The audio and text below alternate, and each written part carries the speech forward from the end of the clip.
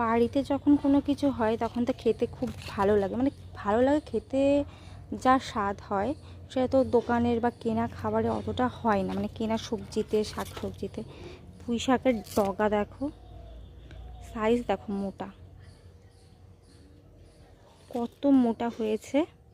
পাতাগুলো ছিঁড়ে শাক ভাজা করা হয়, আবার বড়াও করা হয় পাতার। পুঁই শাকের বড়া খেতে খুব ভালো লাগে, মানে পাতার।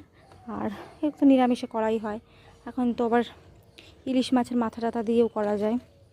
তো এই হচ্ছে এখন রয়েছে। আর ফুল দেখো, ফুলটা ফোটেনি। আর আমাদের গাছে কত লঙ্কা হয়েছে দেখো, কালো লঙ্কা, প্রচুর কালো লঙ্কা হয়েছে। এটা একটা গাছ, অনেক গাছ আছে। আর সবচেয়ে ইন্টারেস্টিং হলো ক্যাপসিকাম। আমাদের এই প্রথম, মানে আজ পর্যন্ত কখনো ক্যাপসিকাম গাছ লাগাইনি।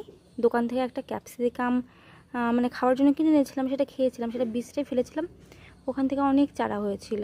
তো এইখানে চারা হয়ে কয়েকটা লাগিয়েছিলাম, আর বর্ষায় কিছু চারা মারাও গেছিলো। আর একটা ভালো চারা হয়েছিল, ওটা কী করেছিল, হনুমানে না খেয়ে নিয়েছে, মানে ভেঙে দিয়েছে গাছটাকে।